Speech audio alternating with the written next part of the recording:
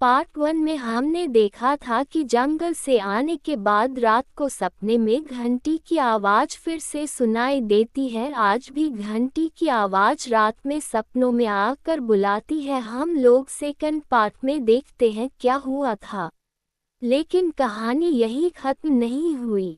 आज भी कभी कभी देर रात जब चारों तरफ सन्नाटा होता है, हमें वही घंटी की आवाज़ सुनाई देती है।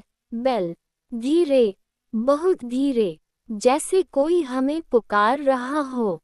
हम सब उस घटना को भूलना चाहते थे।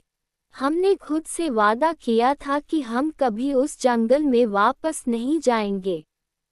लेकिन वह आवाज़, वह रहस्यमयी आहट हमारे दिल और दिमाग से निकल ही नहीं रही थी।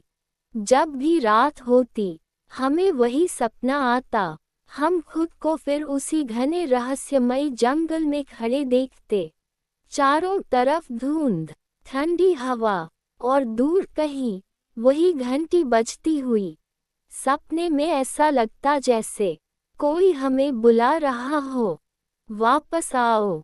एक रात सपना और भी अजीब हो गया। हमने देखा कि उस पुराने मंदिर की दीवार पर अब नए शब्द लिखे थे। रहस्य अभी बाकी है। हम अचानक नींद से उठ गए। दिल तेज धड़क रहा था और आश्चर्य की बात, हम सब दोस्तों को एक ही सपना आया था। फेयरफुल। अब ये सिर्फ सपना नहीं था, यह कोई संकेत था। हम सब फिर से मिले और फैसला किया, हमें सच्चाई जाननी ही होगी। हमने फिर से अपने बैग तैयार किए, टॉर्च, कंपास, कैमरा, और इस बार एक नई चीज़, हिम्मत पहले से ज़्यादा।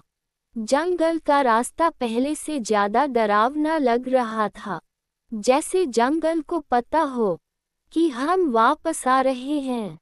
जैसे ही हम जंगल के अंदर पहुँचे, हवा अचानक ठंडी हो गई, पेड़ हिलने लगे और फिर वही घंटी, पहले से तेज बेल।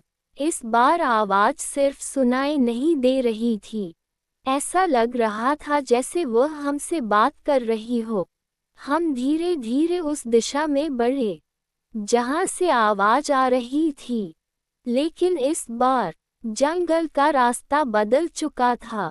जहाँ पहले पेड़ थे, अब वहाँ पत्थर की मूर्तियाँ खड़ी थीं, जैसे किसी ने समय को पत्थर में बदल दिया हो। अचानक जमीन पर चमकते हुए अजीब चिन्ह दिखाई दिए, जो पहले नहीं थे। जैसे जैसे हम आगे बढ़े, घंटी की आवाज़ और तेज होती गई।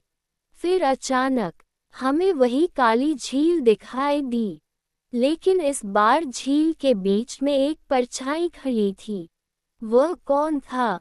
क्या वह इंसान था या कुछ और? जैसे ही हम पास पहुँचे, घंटी अचानक बंद हो गई और झील के पानी में शब्द उभरने लगे। सच्चाई जानने की कीमत चुकानी पड़ती है। हम सब एक दूसरे को देखने लगे। क्या हमें आगे बढ़ना चाहिए या वापस लौट जाना चाहिए? लेकिन अब देर हो चुकी थी, क्योंकि अचानक झील का पानी घूमने लगा और एक रहस्यमयी रास्ता खुल गया। वह रास्ता हमें कहाँ ले जाएगा? घंटी हमें क्यों बुला रही है? और वह परछाई कौन है?